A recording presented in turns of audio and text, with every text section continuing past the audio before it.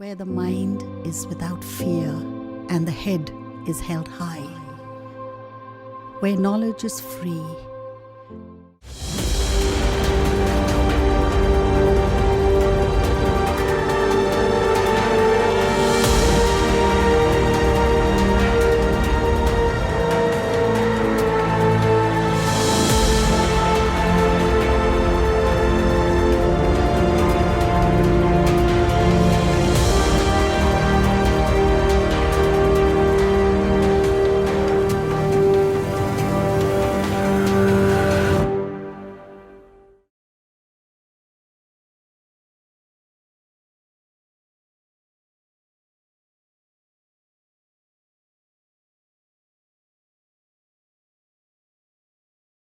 আমি এর আগের দিন তোমাদের ক্লাস নিয়েছিলাম সূচক না বাস্তব সংখ্যার উপরে।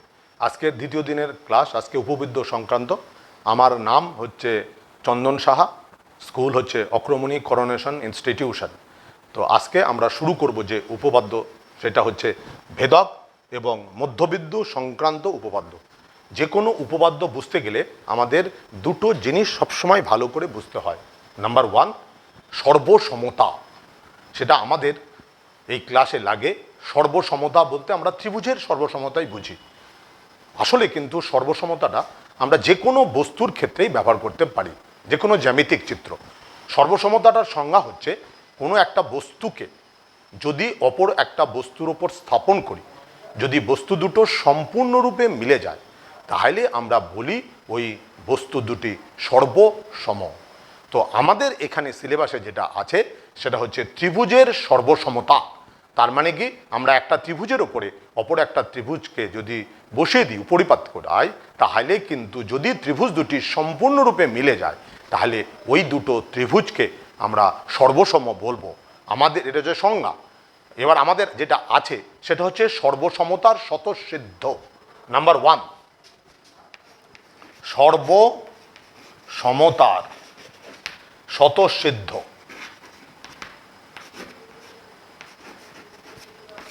সর্বসমতার স্বতঃসিদ্ধ নাম্বার ওয়ান,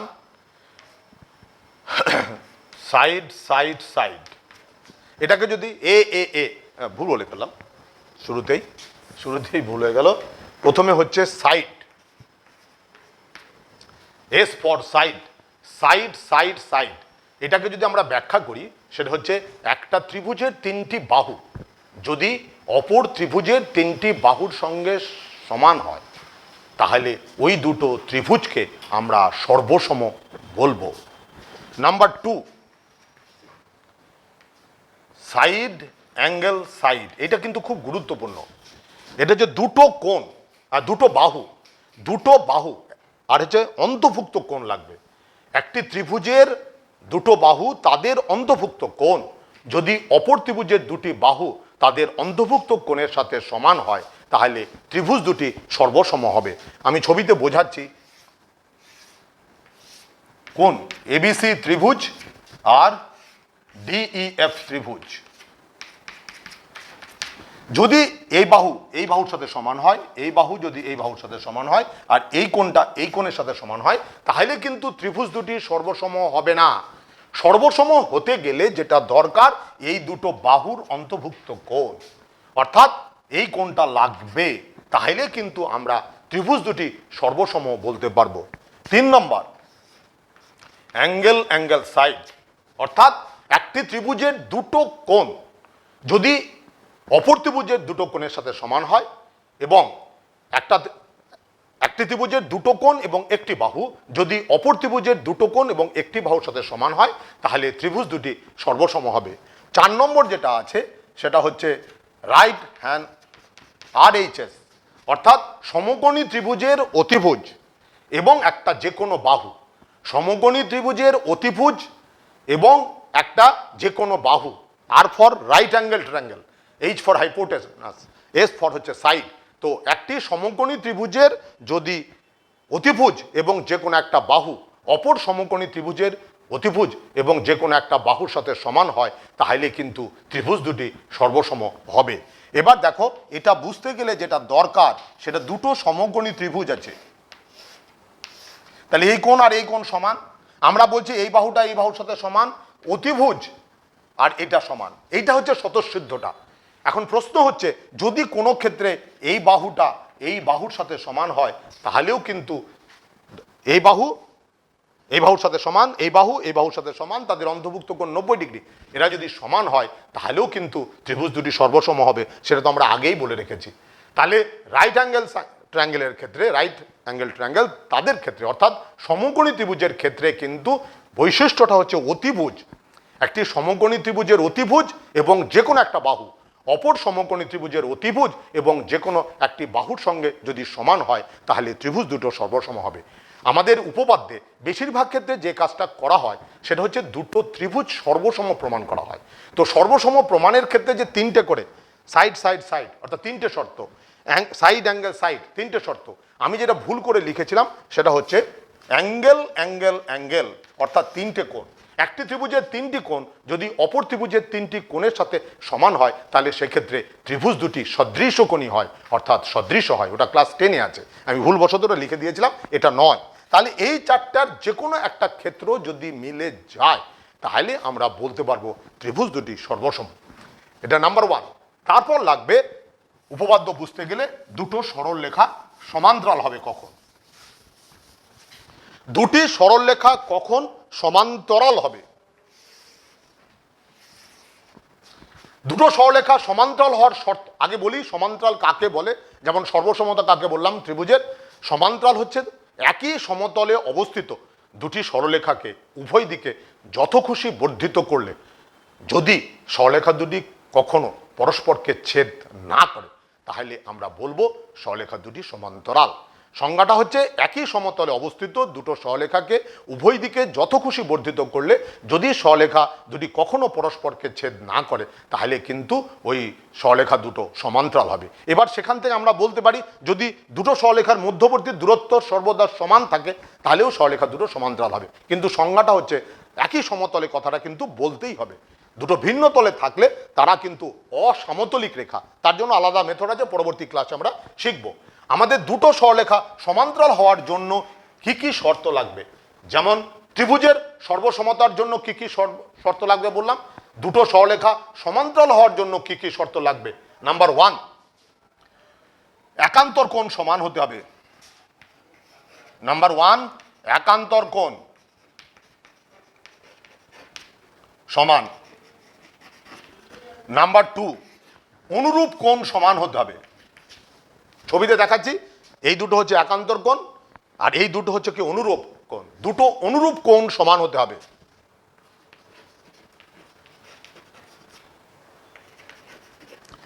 দুটি অনুরূপ কোণ সমান। 3 নম্বর, এটা হচ্ছে ছেদকের একই পার্শ্বে অবস্থিত,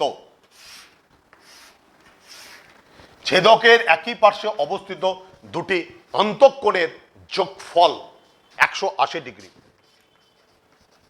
ছেদকের একই পাশে অবস্থিত, ছেদকের একই পাশে অবস্থিত দুটি অন্তঃকোণের সমষ্টি 180 ডিগ্রি। আমরা দুরকম ভাবে মনে রাখবো। নাম্বার 1, সরলরেখা দুটো সমান্তরাল হওয়ার শর্ত এটা হবে। যদি জিজ্ঞাসা করা হয় দুটো সরলরেখা কখন সমান্তরাল হবে তাহলে এই তিনটের মধ্যে যে কোনো একটা মিললেই সরলরেখা দুটি সমান্তরাল হবে। আবার কোনো কোনো ক্ষেত্রে সরলরেখা দুটি সমান্তরাল প্রমাণ করার জন্য কিন্তু আমরা উল্টোটাও করতে পারি, হয়তো দুটো সরলরেখা আমাকে সমান্তরাল দেখাতে হবে, তখন হয় একান্তর কোণ সমান দেখাবো, না হয় অনুরূপ কোণ সমান দেখাবো, নয় ছেদকের একই পার্শ্বে অবস্থিত দুটি অন্তঃকোণের যোগফল 180 ডিগ্রি দেখাবো। আমাদের এই প্রমাণগুলো আগে আমরা যখন পড়াশোনা করেছি প্রত্যেকটা প্রমাণ ছিল, এখন তোমাদের সিলেবাসে প্রমাণগুলো ক্লাস 8-এ কিছু কিছু আছে বা কিছু কিছু নেই। তো যাই হোক, আমাদের যেটা দরকার সেটা হচ্ছে এই তিনটে নিয়ম, দুটো সরলরেখা সমান্তরাল হওয়ার যে সমস্ত শর্ত সেটা লাগবে। এবার তারপরে আসছি, তাহলে আমরা প্রথমে শেখালাম সর্বসমতা, তারপর শেখালাম দুটো সরলরেখা সমান্তরাল হওয়ার শর্ত কি কি লাগবে। এবার আসবো সামান্তরিক কাকে বলে।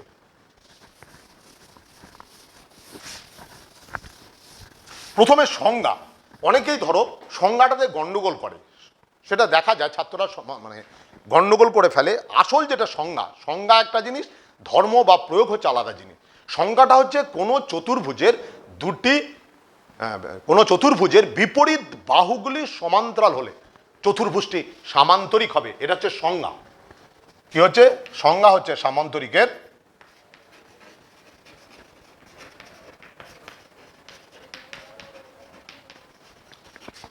কোন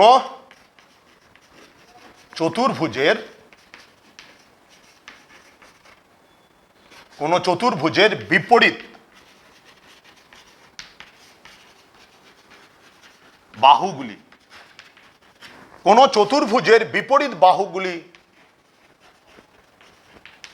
সমান্তরাল হলে, কোন চতুর্ভুজের বিপরীত বাহুগুলি সমান্তরাল হলে চতুর্ভুজটি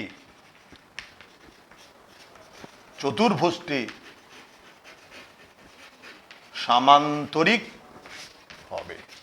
কোন চতুর্ভুজের বিপরীত বাহুগুলি সমান্তরাল হলে চতুর্ভুজটি সামান্তরিক হবে। এবার সামান্তরিকের ধর্ম আছে। নাম্বার 1, বিপরীত বাহুগুলি সমান।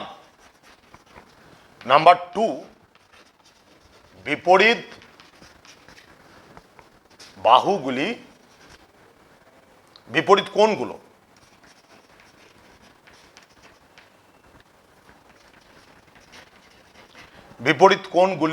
সমান। বিপরীত বাহুগুলো সমান, বিপরীত কোণগুলো সমান। কর্ণ দুটি পরস্পরকে সমদ্বিখণ্ডিত করে। কর্ণ দুটি পরস্পরকে সমদ্বিখণ্ডিত করে। কর্ণ দুটি পরস্পরকে সমদ্বিখণ্ডিত করে। 4 নম্বর, কর্ণ দুটি, প্রতিটি কর্ণ সামান্তরিককে সমান ক্ষেত্রফল বিশিষ্ট, প্রতিটি কর্ণ সামান্তরিককে সমান ক্ষেত্রফল বিশিষ্ট ত্রিভুজে বিভক্ত করে। ক্ষেত্রফলটা সমান, মাথাতে রাখবে, ত্রিভুজ দুটো সর্বসম আর ক্ষেত্রফল সমান, দুটো কিন্তু একই নয়। দুটো ত্রিভুজ যদি সর্বসম হয় তাহলে তাদের ক্ষেত্রফলটা সমান হবে, কিন্তু বিপরীতটা, দুটো ত্রিভুজের ক্ষেত্রফল সমান হলে ত্রিভুজ দুটি সর্বসম নাও হতে পারে। সর্বসমতা স্বতঃসিদ্ধ তাই বলে। তাহলে দুটো ত্রিভুজ যদি সর্বসম হয় তাহলে কিন্তু তাদের ক্ষেত্রফল অবশ্যই সমান হবে, কারণ একজনকে অপরের উপরে বসিয়ে দিব। যেমন ধরো এই একটা জ্যামিতিক আয়তঘন আছে তোমাদের সিলেবাসে, একটাকে যদি অপরটার উপরে বসিয়ে দিই তাহলে দেখো সম্পূর্ণরূপে মিলে যাচ্ছে। তাহলে এই চিত্র দুটোকে আমরা কিন্তু সর্বসম বলবো। তাহলে আমরা শিখলাম, এটা খুব প্রয়োজনীয় জিনিস, দুটো ত্রিভুজ সর্বসম হলে তাদের ক্ষেত্রফলটি সমান হবে, কিন্তু বিপরীতটি সত্য নয়। অর্থাৎ দুটো ত্রিভুজের ক্ষেত্রফল সমান হলে সেই ত্রিভুজ দুটো সর্বসম নাও হতে পারে। হ্যাঁ, এবার এই প্রতিটি কর্ণ সামান্তরিককে সমান ক্ষেত্রফল বিশিষ্ট ত্রিভুজে বিভক্ত করে। তোমরা দেখবা যে তোমাদের প্রথমের দিকে ক্লাস 9-এর যে উপপাদ্যটা শুরু হয়েছে সেখানে সামান্তরিকের সংজ্ঞা ধরে নিয়ে প্রত্যেকটা ধর্ম তোমার প্রমাণ করা আছে। প্রথম উপপাদ্যটাই তাই, বিপরীত বাহুগুলো সমান প্রমাণ করো, বিপরীত কোণগুলো সমান প্রমাণ করো, কর্ণ দুটি পরস্পরকে সমদ্বিখণ্ডিত করে। প্রথম উপপাদ্যেই এই ধর্মগুলো প্রমাণ করা আছে। তারপর থেকে শুরু হয়েছে এই এক একটা করে ধর্ম ব্যবহার করা হয়েছে আর চতুর্ভুজটি সামান্তরিক প্রমাণ করা হয়েছে। তারপরের ক্ষেত্রগুলোতে কি হয়েছে, একটা করে ধর্ম যেমন ধরা হয়েছে, বিপরীত কোণগুলি সমান হলে, মনে করো কোনো চতুর্ভুজের বিপরীত কোণগুলি সমান হলে চতুর্ভুজটি সামান্তরিক হবে, কোনো চতুর্ভুজের বিপরীত বাহুগুলো সমান হলে চতুর্ভুজটি সামান্তরিক হবে। অর্থাৎ প্রত্যেকটা ধর্ম ধরে ধরে আমরা সামান্তরিক প্রমাণ করতে পারবো। সেই জন্য আমাদের যখন উপপাদ্যে আমরা এই ধর্মগুলো কাজে লাগাবো বা কোনো একটা চতুর্ভুজকে আমি সামান্তরিক প্রমাণ করব, তখন মাথাতে রাখবে যে কোনো ধর্ম বা সংজ্ঞা আমি যে কোনোটাই ইউজ করতে পারি। যে কোনো ধর্ম বা যে কোনো ধর্ম বা সংজ্ঞা যে কোনোটাই ইউজ করে আমি কিন্তু চতুর্ভুজটাকে সামান্তরিক প্রমাণ বলতে পারি। তো আমাদের আজকের যে উপপাদ্য, সেই উপপাদ্যতে এই যে ভেদক এবং মধ্যবিন্দু সংক্রান্ত উপপাদ্য, সেখানে আমাদের দুটো জিনিসই লাগবে। নাম্বার ওয়ান, ত্রিভুজের সর্বসমতাও লাগবে, আবার নাম্বার টু, কোনো একটা চতুর্ভুজকে আমাকে সামান্তরিক প্রমাণ করতে হবে।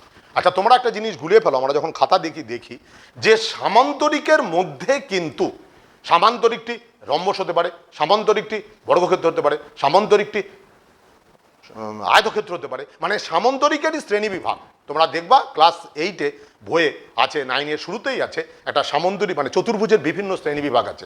অনেকেই গুলিয়ে ফেলে যে স্যার রম্বস কি সামান্তরিক, স্যার বর্গক্ষেত্র কি সামান্তরিক। সামান্তরিকেরই ভাগ, প্রথম হচ্ছে সামান্তরিক, তারপর এক একটা করে শর্ত ইউজ হবে, সেই শর্ত থেকে কখনো বর্গক্ষেত্র হবে, কখনো আয়তক্ষেত্র হবে, কখনো রম্বস হবে। যেমন আমি সামান্তরিকের পরে প্রথম যেটা বলতে পারবো, সামান্তরিকের সন্নিহিত বাহু দুটো দৈর্ঘ্য সমান হয়, অর্থাৎ চারটি বাহুর দৈর্ঘ্য যদি সমান হয় তাহলে সেটা রম্বস হবে। এবার রম্বসের উপর যদি ইউজ করি, রম্বসের একটি কোণ যদি সমান হয় তাহলে সেটা বর্গক্ষেত্র হবে। ভুল বলে ফেললাম, রম্বসের একটি কোণ যদি 90 ডিগ্রি হয় তাহলে সেই রম্বসটি কিন্তু বর্গক্ষেত্র হবে। সামান্তরিকের ক্ষেত্রে কি হবে? সামান্তরিকের ক্ষেত্রে আয়তক্ষেত্রের ক্ষেত্রে কি হবে? সামান্তরিকের একটি কোণ যদি 90 ডিগ্রি হয় তাহলে সেটা আয়তক্ষেত্র হবে। অতএব সামান্তরিকেরই বিভিন্ন ভাগ, সামান্তরিকের মধ্যেই পড়ে আয়তক্ষেত্র, বর্গক্ষেত্র, রম্বস, তারা প্রত্যেকেই সামান্তরিকের এক একটা ভাগ, সেই জন্য ভুলিয়ে ফেলবে না কখনো। এবার আমরা মূল উপপাদ্যে যাচ্ছি, যেটা আমাদের প্রয়োজন। যে কোনো উপপাদ্য বুঝতে গেলেই ত্রিভুজের সর্বসমতা লাগবে। কেন? কখনো তোমাকে বলা হলো যে এই দুটো বাহু সমান দেখাও, তখন আমরা কি কাজ করে থাকি? ওই বাহু দুটো, যে ত্রিভুজের বাহু, সেই দুটো ত্রিভুজকে সর্বসম দেখায়। এবার সর্বসম দেখানোর সময় গুনে গুনে তিনটে জিনিস মিললো কিনা তোমরা কিন্তু খেয়াল করবে, যে কোনো একটা ছুটে গেলেই কিন্তু ভুল হয়ে যাবে। হ্যাঁ, এবার শুরু করছি, আমরা মূল উপপাদ্যে আসছি।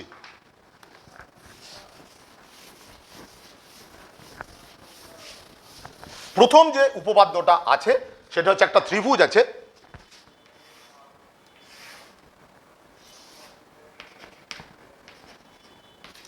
এবিসি ত্রিভুজের এবি বাহুর মধ্যবিন্দু ডি, এসি বাহুর মধ্যবিন্দু ই। ত্রিভুজ এবিসি এর প্রথম উপপাদ্য যেটা মধ্যবিন্দু সংক্রান্ত, তার প্রথম উপপাদ্যটা হচ্ছে ত্রিভুজ এবিসি এর এবি বাহুর মধ্যবিন্দু ডি, এসি বাহুর মধ্যবিন্দু হচ্ছে ই। তাহলে প্রমাণ করতে হবে ডিই সমান্তরাল বিসি আর ডি সমান হাফ অফ বিসি। এবার তোমাদেরকে বলে রাখি, তোমরা তো উপপাদ্য আগে করেছো, উপপাদ্য লেখার কায়দাটা হচ্ছে কি, প্রথম আমাকে যে কাজটা করতে হবে সেটা উপপাদ্যে কি দেওয়া আছে সেটা লিখতে হবে, নাম্বার ওয়ান। নাম্বার টু, তোমাকে কি প্রমাণ করতে হবে। আমি যেমন ধরো আগের ক্লাসে বোঝানোর সময় বলেছিলাম কোনো একটা ক্লাসে, যে আমরা যখন অঙ্কটা করি আমার প্রথম কাজ হচ্ছে কি বের করতে হবে, সেটা আমরা প্রথম জানতে চাই, তারপর আমরা জানি কি কি দেওয়া আছে। এখানে কিন্তু আমাকে প্রথমেই বলতে হবে যে কি কি দেওয়া আছে, তারপরে হচ্ছে কি প্রমাণ করতে হবে, তারপর আছে অঙ্কন, তারপর শুরু হবে কি করে আমরা সেই লক্ষ্যে আমরা পৌঁছাবো। তো আমাদের এখানে দেওয়া আছে এবিসি ত্রিভুজের এবি বাহুর মধ্যবিন্দু ডি আর এসি বাহুর মধ্যবিন্দু। তাহলে প্রদত্ত হচ্ছে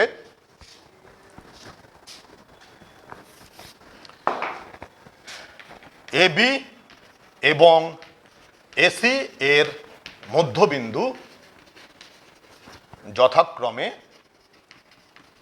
ডি এবং ই। আমি এর আগের দিন ক্লাস শুরু করার সময় বলেছিলাম, সেটা হচ্ছে অঙ্কের ক্লাস যখন আমরা করতে যাব সব সময় খাতা কলম আর বইটা রাখতে হবে, স্কুলে যে কাজটা আমরা করে থাকি। কারণ আমাদের তো এখানে আমি দেখো পুরোটাই আমাকে বলতে হচ্ছে, বই হয়তো আমি কনসাল্ট করবো, তোমাদের সাথে তো আমি কথা বলতে পারছি না, তাই তুমি বলো যে অঙ্কি দেওয়া আছে। তো সেই জন্য তোমরা সব সময়ের জন্য বইটাকে তোমরা নিজেদের সামনে রাখবে, তাহলে তোমাদের বুঝতেও সুবিধা হবে যে কি দেওয়া আছে। তাহলে এখানে দেওয়া আছে এবি এবং এসি এর মধ্যবিন্দু যথাক্রমে ডি এবং ই, এটা প্রদত্ত। প্রমাণ করতে হবে ডি সমান্তরাল বিসি আর ডি সমান হাফ অফ বিসি। তো দেখো ডি সমান্তরাল বিসি, ডি বিসির সাথে সমান্তরাল প্রমাণ করতে গেলে আমরা যেটা জানি সেটা করব, সেটা হচ্ছে এই দুটো বাহু একটা সামান্তরিকের বিপরীত বাহু দেখাবো। এই দুটো বাহুটা একটা সামান্তরিকের বিপরীত বাহু দেখাবো। সামান্তরিকের বিপরীত বাহুগুলো সমান্তরাল হয় আমরা জানি, এইটা আমি করতে পারলেই কিন্তু আমরা যেটা প্রমাণ করতে চাই সেই লক্ষ্যে পৌঁছাতে পারবো। উপপাদ্যের ক্ষেত্রে খুব ইম্পর্টেন্ট জিনিস সেটা হচ্ছে অঙ্কন। অঙ্কনটা কিন্তু খুবই গুরুত্বপূর্ণ। এখানে আমাদের যেটা অঙ্কন আছে সেই অঙ্কনটা হবে ইডি সরল রেখাকে এফ পর্যন্ত এই রূপে বর্ধিত করি, ইডি সরল রেখাকে এফ পর্যন্ত এই রূপে বর্ধিত করি যেন ED is equal to ED is equal to DF হয়, ED is equal to DF হয়। তাহলে ইডি সরল রেখাকে এফ পর্যন্ত এই রূপে বর্ধিত করব যেন ED is equal to DF হয়, আর এফ বি যুক্ত করি। এবার আমাদের প্রথম যেটা কাজ সেটা হচ্ছে এই ত্রিভুজ দুটো সর্বসমান দেখানো। মূল উদ্দেশ্য আমি ঠিক করে রেখেছি, এই বাহু দুটো সমান্তরাল দেখাবো। এই বাহু দুটো সমান্তরাল দেখানোর জন্য আমরা এই দুটো বাহুকে কোনো সামান্তরিকের বিপরীত বাহু দেখাবো। এবার আমি বলেই নিচ্ছি, রেজাল্ট আগেই বলে নিচ্ছি, আমি ই এফ বি সি এই চতুর্ভুজটাকে আমি সামান্তরিক প্রমাণ করব। তো সামান্তরিক প্রমাণ করার জন্য আমি যে কোনো ধর্ম বা সংজ্ঞাকে ব্যবহার করতে পারি। প্রথম যেটা কাজ সেটা হচ্ছে এই দুটো ত্রিভুজ সেই লক্ষ্যে পৌঁছানোর জন্য প্রথমে এই দুটো ত্রিভুজকে আমরা সর্বসম প্রমাণ করব। দেখো, এই বাহু এটার সাথে সমান, A D is equal to DB. কেন? ডিটা হচ্ছে এবি বাহুর মধ্যবিন্দু। নাম্বার 2, এই কোণটা এই কোণের সাথে সমান। বিপ্রতীপ কোণ তোমরা জানো, 7/8 করেছো, এইটাই খুব সম্ভবত। বিপ্রতীপ কোণগুলো সমান হয়, আর এই বাহুর সঙ্গে সমান আমরা অঙ্কন করেছি। তাহলে এই বাহুর সাথে সমান প্রদত্ত এই দুটো কোণ বিপ্রতীপ কোণ, আর এই কোণগুলো হচ্ছে এই দুটো বাহু সমান। অতএব ত্রিভুজ দুটি সর্বসম। এবার ত্রিভুজ দুটো সর্বসম আমরা কেন করি? সর্বসম দুটো ত্রিভুজ যদি সর্বসম হয় তাহলে তাদের অনুরূপ বাহুগুলো এবং অনুরূপ কোণগুলো সমান হবে। অনুরূপ বাহু বলতে আমরা কি বুঝি? ত্রিভুজের যে কোণগুলো সমান হবে তাদের বিপরীত বাহু হচ্ছে অনুরূপ বাহু। উল্টো মানে বিপরীত ক্রমে যে বাহুগুলো সমান হবে তাদের বিপরীত কোণগুলো হবে অনুরূপ কোণ। তাহলে আমি ত্রিভুজ দুটো সর্বসম করার আমাদের উদ্দেশ্যই বাহু আর কোণকে সমান প্রমাণ করা। দেখো, তাহলে আমি এই দুটো ত্রিভুজের মধ্যে ত্রিভুজ এ ডি ই এবং ত্রিভুজ বি ডি এফ, ত্রিভুজ এডিই এবং ত্রিভুজ বিডিএফ এর মধ্যে number 1 eddy is equal two DB, পাশে কারণগুলো লিখে দিতে হবে। কেন? যেহেতু এবি এর মধ্যবিন্দু ডি। কোথায় পেলাম? এবি এর মধ্যবিন্দু ডি কোথায় পেলাম? এটা হচ্ছে প্রদত্ত। নাম্বার 2, কোণ এ ডি ই সমান কোণ এফ ডি বি, পাশে বিপ্রতীপ কোণ। আমরা জানি দুটো সরলরেখা পরস্পরকে ছেদ করলে তাদের বিপ্রতীপ কোণ দুটো পরস্পর সমান হবে। এবার 3 নম্বর, এ ডি ই আর বি এফ ডি এত বিপ্রতীপ কোণ বলে সমান, বিপ্রতীপ কোণ।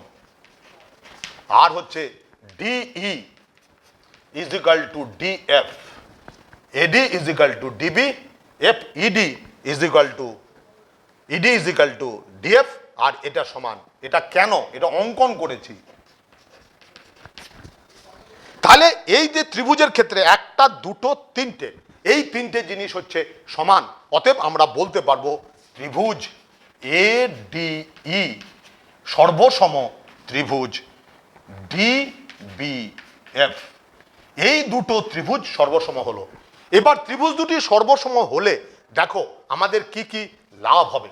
সেটা হচ্ছে এই বাহুটা আর এই বাহুটা সমান ছিল, এই বাহুর বিপরীত কোণ এটা, এই বাহুর বিপরীত কোণ এটা সমান।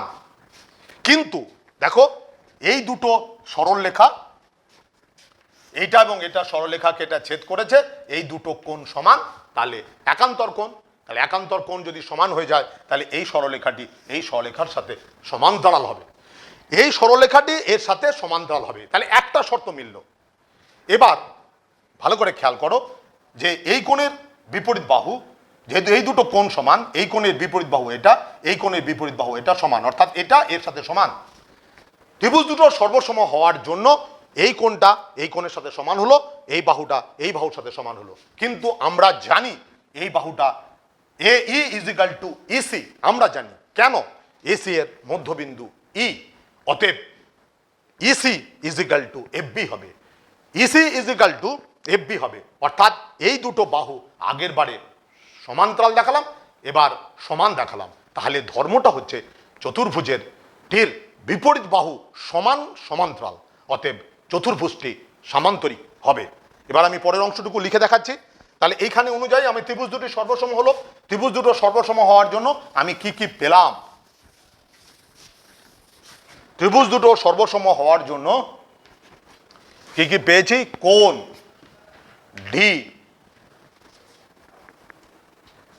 কোণ ডি এ ই সমান কোণ ডি বি এফ। তাহলে এই কোণটা এই কোণের সাথে সমান, এবং এবং তোমার হচ্ছে F B, F B is equal to A E. তাহলে এই কোণটা এই কোণের সাথে সমান, এই বাহুটা এই বাহুর সাথে সমান। এবার এইটা ত্রিভুজ দুটো সর্বসম হওয়ার জন্য এই দুটো শর্ত আমরা পেলাম। এই শর্ত দুটোকে কাজে লাগিয়ে আমরা কি পাবো সেটা খেয়াল করো। যেহেতু এবার এই দুটো শর্তকে আমরা এবার ভাঙবো, যেহেতু কোণ ডি এ ই সমান কোণ ডি বি এফ, কিন্তু ইহারা একান্তর কোণ, কিন্তু ইহারা একান্তর কোণ, অতএব এফ বি সমান্তরাল এই, এফ বি সমান্তরাল এই, অর্থাৎ এফ বি সমান্তরাল ইসি। কারণ এই আর ইসি একটা সরলরেখারই দুটো পার্ট, অর্থাৎ এই ইজ ইকুয়াল টু ইসি। তাহলে আমি একটা পেলাম, সামান্তরিকের একটা ধর্ম পেলাম, এই বাহু এই বাহুর সাথে সমান্তরাল। এবার যদি এই বাহু এই বাহুর সাথে সমান্তরাল প্রমাণ করতে পারি তাহলে হতো, কিন্তু সেইটা প্রদত্ত শর্ত অনুযায়ী এই দুটো সরলরেখা আমরা সমান্তরাল দেখাতে পারবো না। তাহলে কি করব, আমরা প্রমাণ করে রেখেছি F B is equal to এই, কিন্তু এই ইজ ইকুয়াল টু এই ইজ ইকুয়াল টু ইসি। কেন? যেহেতু এসি এর মধ্যবিন্দু ই, যেহেতু এসি এর মধ্যবিন্দু ই, এই ইজ ইকুয়াল টু ইসি, অতএব এফ বি সমান ইসি, এফ বি সমান ইসি, এফ বি সমান হচ্ছে ইসি। তাহলে আমাদের দাঁড়ালো এফ বি আর ইসি সমান সমান্তরাল, অতএব চতুর্ভুজটি সামান্তরিক। এবার লিখব কি, এটার পরে যেটা আমরা প্রমাণ বলে দিয়েছি শুরুতেই, যে আমি সামান্তরিক প্রমাণ করার জন্য যে সমস্ত ধর্ম জানি তার যে কোনো একটা ধর্ম আমাদের মেলাতে পারলেই হবে। এখানে মেলালাম সমান সমান্তরাল, therefore B C E F চতুর্ভুজের, এত চতুর্ভুজের বি সি ই এফ চতুর্ভুজের এফ বি সমান ইসি এবং এফ বি সমান্তরাল ইসি, এফ বি সমান ইসি, এফ বি সমান্তরাল এফ সি ইসি। অতএব আমাদের যেটা দাঁড়ালো সেটা বি সি ই এফ একটি সামান্তরিক।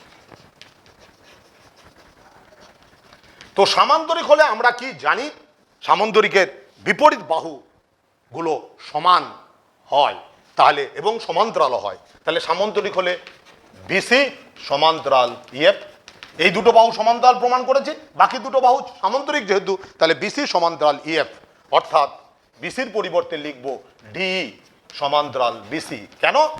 বিসি আর ডিই একই সরলরেখার অংশ, সরলরেখা বলতে আমরা অসীমগামী বুঝি, তাহলে একই শব্দ, এটা এর সাথে সমান, অর্থাৎ একটা উপপাদ্যের একটা পার্ট আমরা এখানে প্রমাণ করলাম। এবার দ্বিতীয়টা আমরা প্রমাণ করার জন্য কি করব দেখো, দ্বিতীয় পার্টটা প্রমাণ করব কি করে। আমরা জানি যেহেতু বি সি ই এফ একটি সামান্তরিক, এটা প্রমাণ করেছি, তাহলে therefore EF is equal to BC. EF is equal to BC. EF এর পরিবর্তে আমরা লিখতে পারি FD plus DE. FD plus DE is equal to BC. এবার এই FD এর পরিবর্তে আমরা লিখতে পারি DE. DE plus DE is equal to BC or 2DE is equal to BC. Therefore, DE is equal to half of BC. সামান্তরিকের বিপরীত বাহু এইটা কোথায় পেলাম? DE আর FD এর পরিবর্তে DE আমরা কি করে লিখতে পারলাম? ওটা আমাদের অঙ্কন ছিল। কারণ উপপাদ্যর ক্ষেত্রে কি কি জিনিস আমরা ব্যবহার করতে পারি, যে অঙ্কন আমরা করেছি সেটা প্রয়োগ করতে পারি। আমি যদি কোনো ক্ষেত্রে কোনো উপপাদ্য প্রমাণ করে থাকি তাহলে সেটা আমি ব্যবহার করতে পারি। যেমন আমরা শুরুতেই বলে নিয়েছি, দুটো সরলরেখাকে যদি দুটো সমান্তরাল সরলরেখাকে কোনো ভেদক ছেদ করলে যদি একান্তর কোণ সমান হয় তাহলে সরলরেখা দুটি কি হবে? সমান্তরাল হবে। বা সমান্তরাল যদি হয় তাহলে তাদের ক্ষেত্রে একান্তর কোণগুলো সমান হবে। এইটা আমরা আগে বলে নিয়েছি। তো সেগুলো আমাদের জানি, তাহলে আমাদের জানা জিনিসটা ব্যবহার করতে পারি। যেটা দিয়েছে সেটা আমরা ব্যবহার করতে পারি, অথবা আমি যেটা অঙ্কন করেছি সেটা আমরা ব্যবহার করতে পারি। এখানে যেমন FDর পরিবর্তে আমি DE লিখলাম, কেন? এটা আমার অঙ্কনে আছে ওই দুটো সমান। তাহলে আমাদের এই উপপাদ্যের যে দুটো পদ সেটা আমাদের কিন্তু এক্ষেত্রে প্রমাণিত হলো। আমি টুকরো টুকরো করে বুঝে বুঝে করলাম, তোমরা পরবর্তীতে বইটা দেখে নিবে। বই সেম জিনিসই করেছি, কিন্তু আমার বোঝানোর ধরনটা হচ্ছে কি, যে আমি কি করতে চাই সেইটা আমি আগে বলে নিয়েছি, পার্ট পার্ট করে প্রত্যেকটা করে দেখালাম। এর পরের যেটা উপপাদ্য একই, উপপাদ্যের 50% অংশ একই আছে, কিন্তু শুধু শর্তটা আলাদা, যেটা প্রদত্ত সেটা আলাদা, আর হচ্ছে কি প্রমাণটার কিছুটা অংশ হচ্ছে আলাদা। এবার আমাদের এইখানে এই উপপাদ্যটা বোঝানো কমপ্লিট হলো। এবার আমরা আসছি পরের উপপাদ্য। এবার পরের যেটা উপপাদ্য সেটা একই, ত্রিভুজ মধ্যবিন্দু সংক্রান্ত উপপাদ্য। সেটা হচ্ছে ABC একটা ত্রিভুজ। তফাৎটা কোথায় সেটা শুধু মনে রাখবে। ABC একটা ত্রিভুজ, AB বাহুর মধ্যবিন্দু D। D বিন্দু দিয়ে BCর সমান্তরাল সরলরেখা অঙ্কন করা হলো, যেটা AC কে E বিন্দুতে ছেদ করে। তাহলে কি দেওয়া আছে? AB বাহুর মধ্যবিন্দু D, D বিন্দু দিয়ে BCর সমান্তরাল সরলরেখা অঙ্কন করা হলো, যেটা AC কে E বিন্দুতে ছেদ করে। তাহলে প্রদত্ত হচ্ছে AB এর মধ্যবিন্দু D, D সমান্তরাল BC, এই দুটো হচ্ছে প্রদত্ত। কি প্রমাণ করতে হবে? প্রমাণ করতে হবে E। প্রমাণ যেটা সেটা হচ্ছে E AC এর মধ্যবিন্দু নাম্বার 1, নাম্বার 2 D সমান হাফ অফ BC। আগেও এটা প্রমাণ করেছি। D is equal two half of BC আগেও প্রমাণ করেছি, এখনো আমাদের এটা প্রমাণ আছে। শুধু আগেরটাতে ছিল ডিটা BCর সাথে সমান্তরাল প্রমাণ করতে দিয়েছিল, এবার এক্ষেত্রে ইটা হচ্ছে AC বাহুর মধ্যবিন্দু, এটা প্রমাণ করতে দিয়েছে। তো প্রমাণ করার জন্য এখানে কিন্তু বৈশিষ্ট্য হচ্ছে অঙ্কন সেম আছে। প্রথমেও আগে যেমন আমরা দুটো ত্রিভুজকে সর্বসম প্রমাণ করেছিলাম, সেখানে এখানেও দুটো ত্রিভুজকে সেম পদ্ধতিতেই আমরা সর্বসম প্রমাণ করব। প্রমাণ করার পর আমরা যে সামান্তরিক প্রমাণ করেছিলাম সেই সামান্তরিকের এখানে অন্য ধর্মটা ইউজ করব। দেখে নাও কি করব আমি। তাহলে এটা হচ্ছে প্রদত্ত। এবার তারপরে কি থাকে বলেছি, এটা হচ্ছে প্রদত্ত। তারপর বলছে এটা প্রমাণ করতে হবে, তারপর থাকে অঙ্কন। অঙ্কন সেম, ইডি সরলরেখাকে এফ পর্যন্ত এই রূপে বর্ধিত করি, জানো ইডি সরলরেখাকে এফ পর্যন্ত এই রূপে বর্ধিত করি, যেন ইডি অঙ্কনে আছে ED is equal to DF. ED is equal to DF. অঙ্কন এইটা হচ্ছে, এটা বর্ধিত করব। এবার দেখো সেম প্রমাণ, এই কোণটা এই কোণের সাথে সমান, বিপ্রতীপ কোণ, এই বাহুটা সমান, যেহেতু এবি বাহুর মধ্যবিন্দু ডি, আর এই সরলরেখা সমান তোমার হচ্ছে কি অঙ্কন করেছি। তাহলে সেই নিয়ম অনুযায়ী আমাদের ত্রিভুজ দুটি সর্বসম হবে। তো ত্রিভুজ দুটি যদি সর্বসম হয় তাহলে আগের মতো আমরা কি কি পাবো? ত্রিভুজ দুটি যদি সর্বসম হয় তাহলে আমরা পাবো নাম্বার 1 এই is equal to F B. Number one এই is equal to F B পাবো।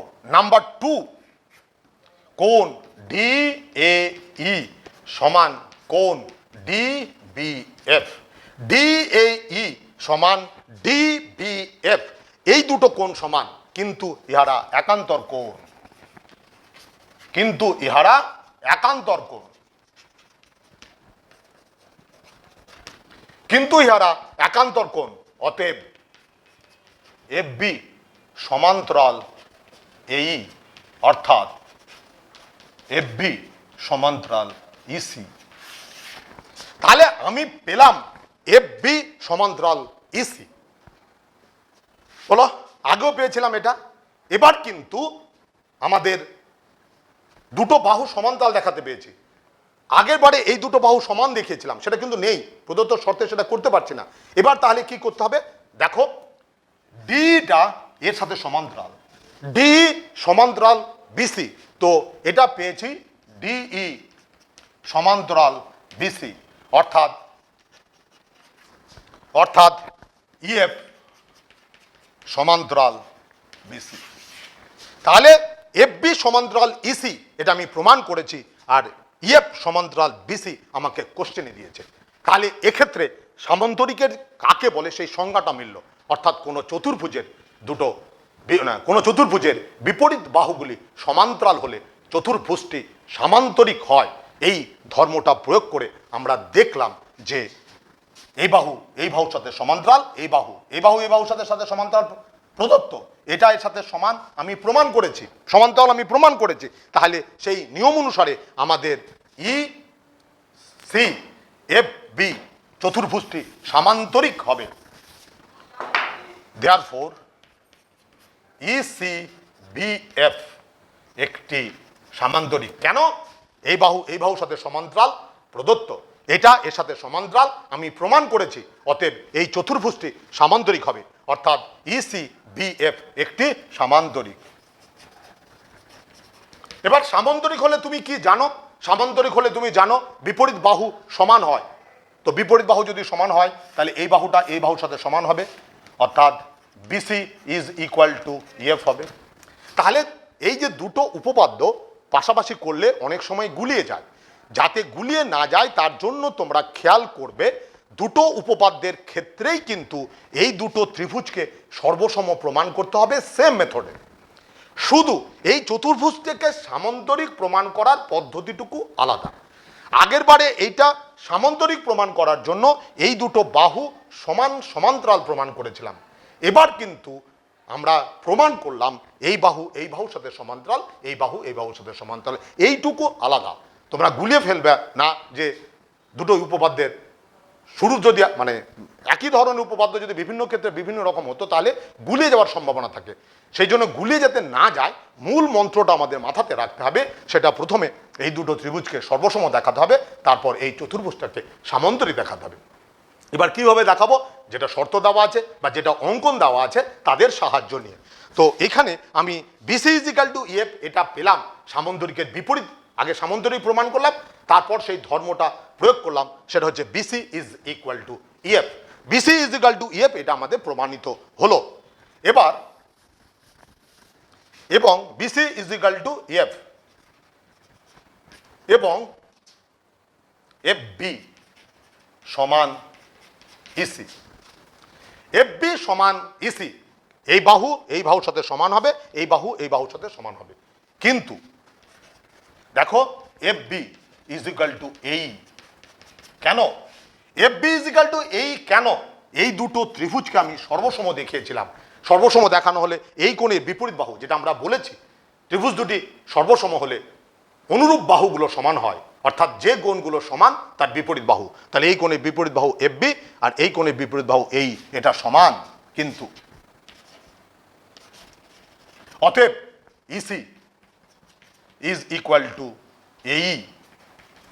দেয়ারফোর এই is equal to EC, therefore AC এর মধ্যবিন্দু, এসি এর মধ্যবিন্দু। এটাও বলতে পারি, অথবা বলতে পারি এই is equal to half of AC. এই is equal to half of AC. তাহলে আমরা এই দুটো উপপাদ্যকে পাশাপাশি করে তোমাদের প্রমাণটা দেখালাম। এবার আমাদের এই উপপাদ্যের যেমন ইম্পর্টেন্ট, কারণ এই দুটো উপপাদ্যের যে কোনো একটা উপপাদ্য সাধারণত আসেই। এবার তার সঙ্গে প্রয়োজনীয় যে জিনিস, আমাদের যেহেতু এমসিকিউ আছে, বহু বিকল্প ধর্মী উত্তরধর্মী আছে, সংক্ষিপ্ত আছে, তো তাদের জন্য আমাদের এই উপপাদ্যের প্রয়োগটা আমাকে একটু শিখতে হবে। তো সেই উপপাদ্যের প্রয়োগটা শেখার জন্য যে কাজটা করতে হবে, তোমরা এবার খোলো বইটা। আমি আগের দিনই বলেছি অঙ্কের ক্লাস মানেই কিন্তু, অঙ্ক কেন, যে কোনো ক্লাসের ক্ষেত্রে খাতা কলম বইটা সঙ্গে রাখতেই হবে, বিশেষ করে অঙ্কের ক্ষেত্রে, নাহলে সবগুলো তো আমরা এটা প্রয়োগ করতে পারি না। Page number 131।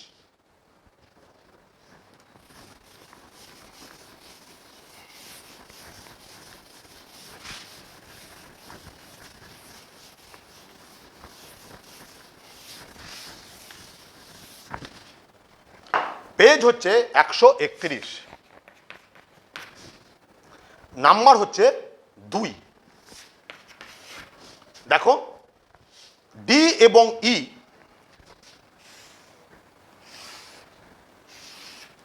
ত্রিভুজ এবিসি এর এবি বাহুর ওপরে ডি, এসি বাহুর ওপরে ই বিন্দু এমনভাবে অবস্থিত, ডি বিন্দু আর ই বিন্দু, ডি বিন্দুটা এবির ওপরে, ই বিন্দুটা এসির ওপরে এমনভাবে অবস্থিত, এডি সমান 1/4 অফ এবি, এই সমান 1/4, এখানে 1/4 বাই এসি। অর্থাৎ এডিটা হচ্ছে এই এবি সরলরেখাকে যদি সমান 4 ভাগে ভাগ করি তার একটা ভাগ। ক্লাস 8-এ তোমরা দেখেছিলে সম্পাদ্যে যে একটা সরলরেখাংশকে আমরা 4টি ভাগে, 6টা ভাগে, 5টা ভাগে ভাগ করতে পারি। তাহলে এডিটা হচ্ছে এই টোটাল সরলরেখাটি 1/4 অংশ। এই তাই এবার আমাকে প্রমাণ করতে বলেছে ডিই সমান হাফ অফ বিসি, হ্যাঁ 1/4 বিসি, ডি সমান 1/4 অফ বিসি। তো তোমরা যেটা জানো, আগের যে উপপাদ্যটা করলে সেটা কিন্তু কোনো ত্রিভুজের দুটো বাহুর মধ্যবিন্দু লাগবে, এখানে কিন্তু 1/4 দেওয়া আছে। তাহলে এখানে এই প্রমাণটা করার জন্য আমাকে অঙ্কন করতে হবে, এবি বাহুর মধ্যবিন্দু নিতে হবে পি, আর এসি বাহুর মধ্যবিন্দু নিতে হবে কিউ। অর্থাৎ অঙ্কনটা এবি বাহুর ওপরে পি, এসি বাহুর ওপরে কিউ বিন্দু এই রূপে নিই যেন এপি সমান হাফ অফ এবি আর এ কিউ সমান হাফ অফ এসি। এপি সমান half of AB, A Q সমান হাফ অফ এসি নিলাম। তো মনে রাখবে অনেক সময় কি হচ্ছে, অর্ধেকটা বোঝা যায়নি, উপপাদ্যের ক্ষেত্রে খুব একটা দোষ নয় এটা, সম্পাদ্যে যেমন ধরো অ্যাকুরেট হতে হয়, তো সেই ক্ষেত্রে আমাকে তাহলে আরও মেজারমেন্ট করে করতে হবে, সেটা করলে ভালো, অবশ্যই আমি অস্বীকার করতে পারবো না, কিন্তু আমি ওই বোঝানোর ক্ষেত্রে গুরুত্ব দিয়েছি বলে দেখো এটা কিন্তু এটা আর এটা কখনো সমান হতে পারবে না আমাদের নিয়ম অনুসারে। তো যাই হোক, তাহলে আর একটু সরিয়ে দিই। এবার এবি সরলরেখার উপরে পি একটা বিন্দু, এসি সরলরেখার উপর কিউ একটা বিন্দু, এই রূপে নিই যেন এপি সমান half of AB, A Q সমান হাফ অফ এসি হয়। অর্থাৎ পিটা হচ্ছে এবি বাহুর মধ্যবিন্দু আর কিউটা হচ্ছে এসি বাহুর মধ্যবিন্দু। তাহলে কিন্তু আমরা আগের যে উপপাদ্যটা করলাম সেই উপপাদ্য অনুসারে যদি এবি বাহুর মধ্যবিন্দু পি হয়, এসি বাহুর মধ্যবিন্দু যদি কিউ হয়, তাহলে আমরা কিন্তু বলতে পারি পি কিউ সমান হাফ অফ বিসি। উপপাদ্যটির প্রয়োগ যখন তুমি প্রয়োগ করবে তখন উপপাদ্যে কি ছিল সেটা কিন্তু বলতেই হবে, তারপর তার রেজাল্টটা। তাহলে আমি বলবো ত্রিভুজ এবিসি এর এবি বাহুর মধ্যবিন্দু পি, লেখাটা এরকম হবে, অঙ্কন বুঝিয়েছি, কি প্রদত্ত সেটা বুঝিয়েছি, প্রমাণটাও লিখেছি। এবার এই PQ is equal to half BC, এটা লেখার সময় আগে যে কথাটা বলতে হবে সেটা হচ্ছে, যেহেতু এবি এর মধ্যবিন্দু পি এবং এসি এর মধ্যবিন্দু কিউ। কেন? এটা আমি অঙ্কন করেছি, আমি বারবার বলেছি অঙ্কনটা ব্যবহার করতে পারি, আমি যেটা জানি সেটা ব্যবহার করতে পারি, অথবা যেটা দিয়েছে সেটা আমরা ব্যবহার করতে পারি। তাহলে এখানে এবি এর মধ্যবিন্দু পি, এসি এর মধ্যবিন্দু কিউ যদি হয়, তাহলে আমরা বলতে পারি পি কিউ সমান হাফ অফ বিসি। কিন্তু আমার লাগবে P Q is equal to 1/4 into, না পি কিউ নয়, ডি সমান এত। তো সেইটাকে দেখো কি করে করব। এখানে দেখো এডি ইজ ইকুয়াল টু দিয়েছিল 1/4 ইন্টু এবি, তাহলে 1/2 ইন্টু হাফ অফ এবি, তাহলে হাফ অফ এবি সমান কি হবে, হাফ অফ এপি। যে শর্তটা দিয়েছে সেটা হচ্ছে AD is equal to 1/4 into AB, half into half 1/4, এই 1/4 পরিবর্তে এইটা, এটা কোথায় পেয়েছি আমি অঙ্কন করেছি, তাহলে এটা হলো AD is equal to half of AP, অর্থাৎ ডিটা এপি বাহুর মধ্যবিন্দু। ঠিক একই পদ্ধতিতে ইটা একিউ বাহুর মধ্যবিন্দু। তাহলে আমাদের এবার যেটা দাঁড়ালো সেটা ত্রিভুজ এ পি কিউ এর ক্ষেত্রে এপি এর মধ্যবিন্দু ডি এবং একিউ এর মধ্যবিন্দু ই, এর মধ্যবিন্দু ডি আর একিউ এর মধ্যবিন্দু E, therefore DE is equal to half of P Q. D সমান হাফ অফ পি কিউ। এবার পি কিউ এর পরিবর্তে আমরা লিখতে পারবো হাফ অফ বিসি।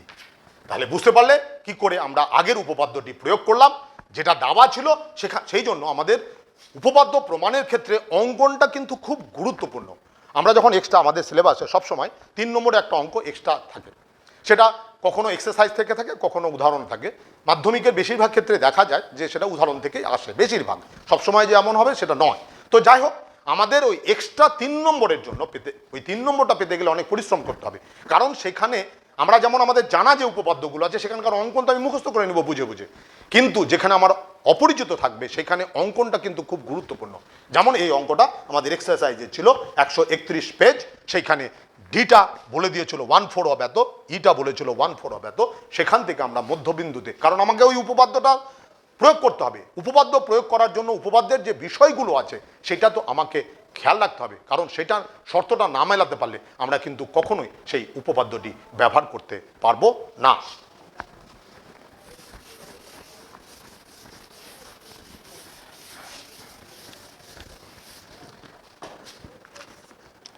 এবার দেখো আমরা করতে চাই সেটা হচ্ছে 7 নম্বর এক্সারসাইজ, হচ্ছে এর 7 নম্বর অঙ্ক। সেটা হচ্ছে একটা রম্বসের বাহুগুলি মধ্যবিন্দু।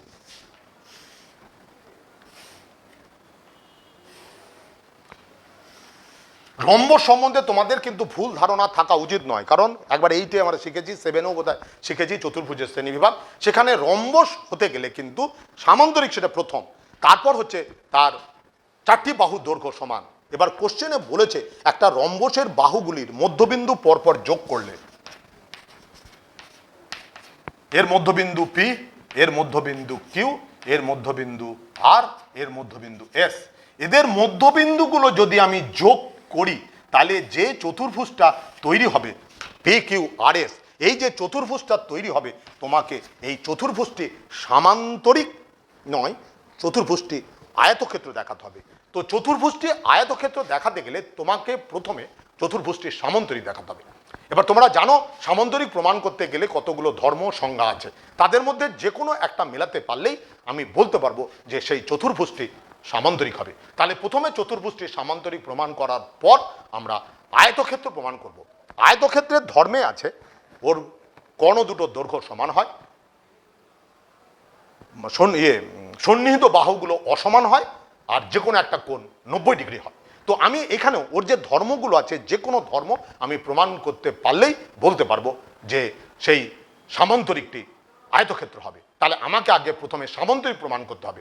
তো সামান্তরিক প্রমাণ করার জন্য অনেকগুলো ধর্ম আছে, এখানে আমরা যেটা ব্যবহার করব সেটা বিপরীত বাহুগুলি সমান্তরাল, এটা প্রমাণ করব। কি করে দেখো, অঙ্কনে আছে বিডি কর্ণ যোগ করে দিলাম।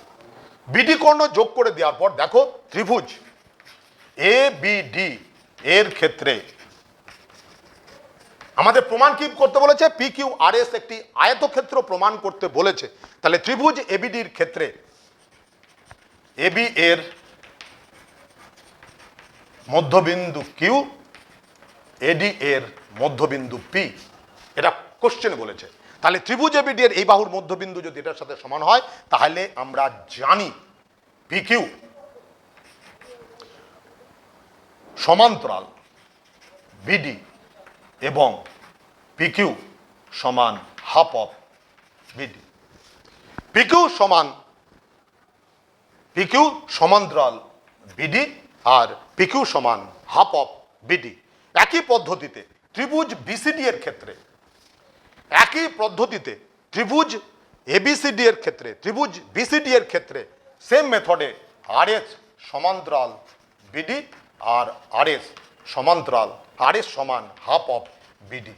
তাহলে দেখা যাচ্ছে পিকিউ এবং আরএস এর মান সমান। PQ is equal two RS, এটা একটা বেরালো। আর পিকিউ দেখো, পিকিউ এবং আরএস প্রত্যেকেই বিডির সাথে সমান্তরাল। তাহলে যদি ওরা প্রত্যেকেই বিডির সাথে সমান্তরাল হয় তাহলে তারা নিজেরাও সমান্তরাল হবে। তাহলে এই দুটো শর্তকে আমরা কম্বাইন করে লিখতে পারি পিকিউ সমান আরএস এবং পিকিউ সমান্তরাল আরএস। তাহলে এক্ষেত্রে চতুর্ভুজটির সামান্তরিক হওয়ার যে ধর্মটা মেলালাম সেটা হচ্ছে এই বাহুর সাথে সমান্তরাল, এই বাহুর সাথে সমান। অতএব পি কিউ আর এস একটি সামান্তরিক। এবার আমাকে সামান্তরিক প্রমাণ করার পর যে কাজটা আমাকে করতে হবে সেটা হচ্ছে আয়তক্ষেত্র দেখাতে হবে। আয়তক্ষেত্র দেখাতে গেলে আমি এই কোণটা যদি 90 ডিগ্রি দেখাতে পারি তাহলেও হবে। যদি আমি এই কোণটা 90 ডিগ্রি দেখাতে পারি তাহলেও হবে, অথবা আমাকে আয়তক্ষেত্র যেহেতু যদি দেখাতে হয় তাহলে 90 ডিগ্রি দেখালেও হবে, অথবা কি হবে, দুটো সন্নিহিত বাহুর দৈর্ঘ্য আলাদা, এটা যদি আমি দেখাই তাহলে হবে। অর্থাৎ এই বাহুর সাথে সমান হবে না। অর্থাৎ পিকিউ এবং আরএস এইটা আমাদের সমান না দেখালেও হবে। তাহলে পিকিউ যদি আমি এটা আয়তক্ষেত্র দেখাতে চাই তাহলে, মানে এটা আয়তক্ষেত্র যদি দেখাতে চাই তাহলে এটা ছিল। এবার কর্ণ দেখাতে হবে। তো কর্ণ দেখাতে গেলে দেখো এটা হচ্ছে চতুর্ভুজটার পিকিউটা হচ্ছে একটা কর্ণ। তো এই কর্ণটা ইজিক্যাল টু এর সাথে সমান হবে, আর এই কর্ণটা এই বাহুর সাথে সমান হবে। এই কর্ণটা এই বাহুর সাথে সমান হবে, আর এই কর্ণটা এই বাহুর সাথে সমান হবে। তাহলে দেখা যাচ্ছে যেহেতু, তাহলে আমাদের এই উপপাদ্য অনুযায়ী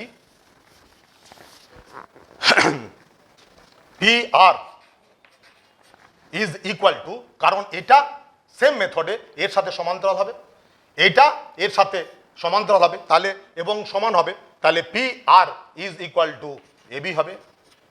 আবার QS is equal to A D হবে। কিন্তু পি আর আর হচ্ছে কিউএস, পি আর এবং কিউএস, এখানে এবি আর এডি এই দুটো সমান, কারণ রম্বসের দুটো সন্নিহিত বাহুর দৈর্ঘ্য সমান হবে।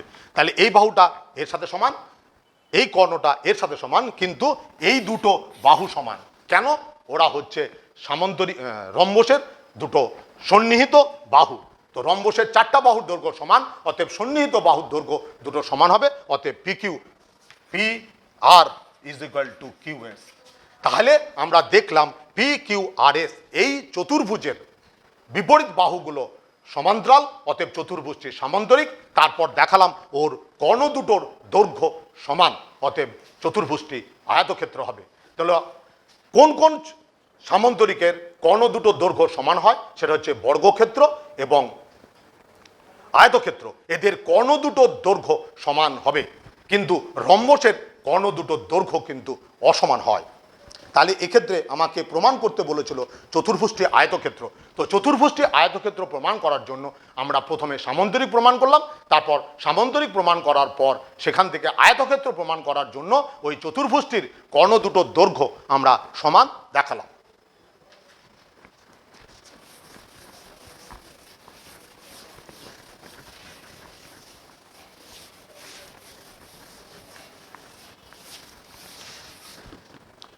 হ্যাঁ দেখো, এবার চলে আসছি আমরা 11 নম্বর উপপাদ্য। 11 নম্বরে আছে এবিসিডি একটি ট্র্যাপিজিয়াম যার এবি সমান পেজ 131, সেটা হচ্ছে এবি সমান্তরাল DC, AB is greater than DC.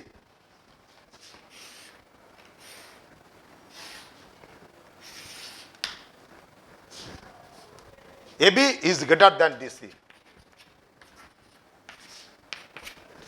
A B C D এই ট্র্যাপিজিয়ামের ক্ষেত্রে বলে দিয়েছে এবি সমান্তরাল ডিসি।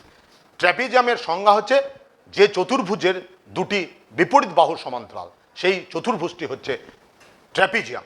তাহলে এই বাহুর সাথে সমান্তরাল বলে দিয়েছে, আর AB is greater than DC. এর সঙ্গে বলেছে ই এবং এফ যথাক্রমে কর্ণ এসি, এটা হচ্ছে এসি কর্ণের মধ্যবিন্দু, আর এফটা হচ্ছে বিডি কর্ণের মধ্যবিন্দু। এসি কর্ণের মধ্যবিন্দু ই, আর এটার মধ্যবিন্দু হচ্ছে এফ। তাহলে প্রমাণ করতে হবে ইএফ সমান half of AB minus DC. EF সমান হাফ অফ এবি মাইনাস হচ্ছে ডিসি। তো এইটা যদি প্রমাণ করতে চাই তাহলে আমাকে যে উপপাদ্য, মধ্যবিন্দু সংক্রান্ত যে উপপাদ্য, সেটাই আমরা প্রয়োগ করব। তার আগে আমাকে তৈরি করে নিতে হবে। সেই তৈরিটা হচ্ছে সি অঙ্কন। অঙ্কনটা খুব গুরুত্বপূর্ণ, বারবার বলছি। সি এবং এফ যোগ করে বর্ধিত করি যাহা, সি এবং এফ যোগ করে বর্ধিত করি যাহা এবিকে পি বিন্দুতে ছেদ করে। সি এবং এফ যোগ করে বর্ধিত করি যাহা এবিকে পি বিন্দুতে ছেদ করে। এবার দেখো আমি যে কাজটা করব সেটা হচ্ছে ত্রিভুজ অঙ্কন করার পর যে কাজটা আমাকে প্রথম করতে হবে সেটা হচ্ছে ত্রিভুজ ডি সি এফ এবং ত্রিভুজ বি পি এফ।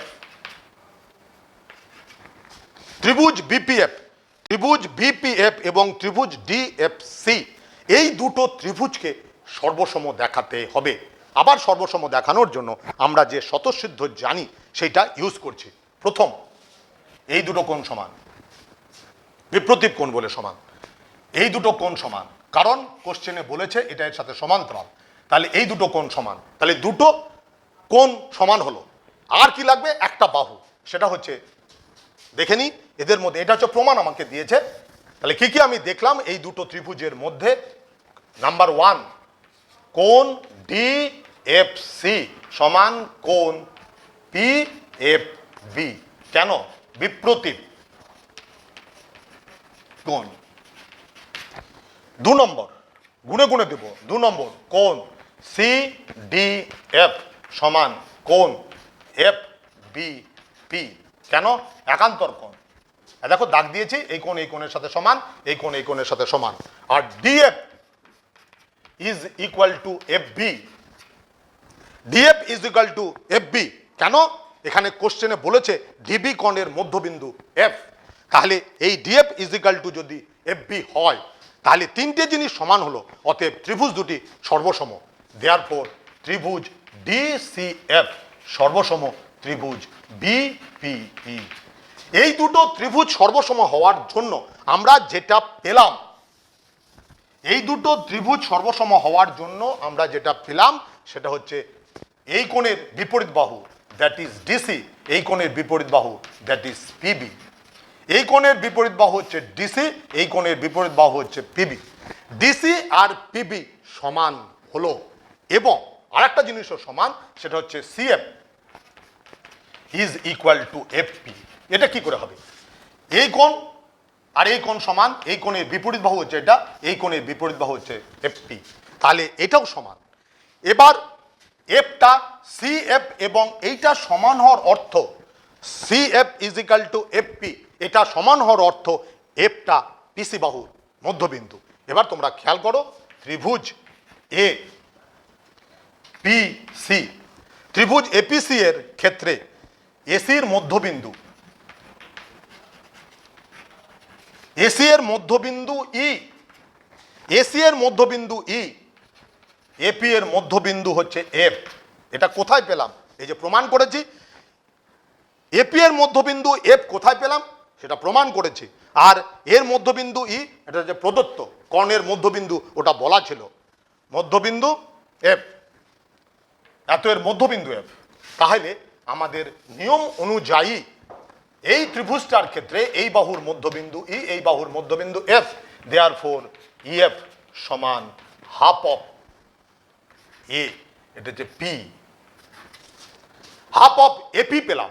কারণ এই ত্রিভুজটার ক্ষেত্রে এই বাহুর মধ্যবিন্দু ই, এই বাহুর মধ্যবিন্দু এফ, অতএব F is equal to half of যতটুকু দরকার।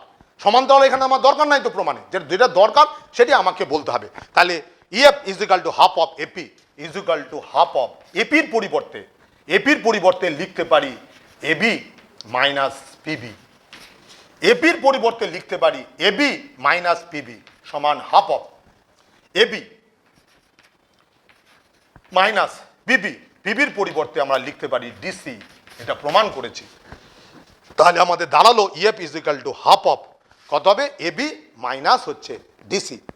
প্রমাণ হলো। প্রয়োগ আমরা যে উপপাদ্য করলাম তার প্রয়োগ দেখালাম। এবার আমাদের একটা এক্সট্রা সময় আরেকটাই আছে, একটা হচ্ছে কি সমকোণী ত্রিভুজ আছে।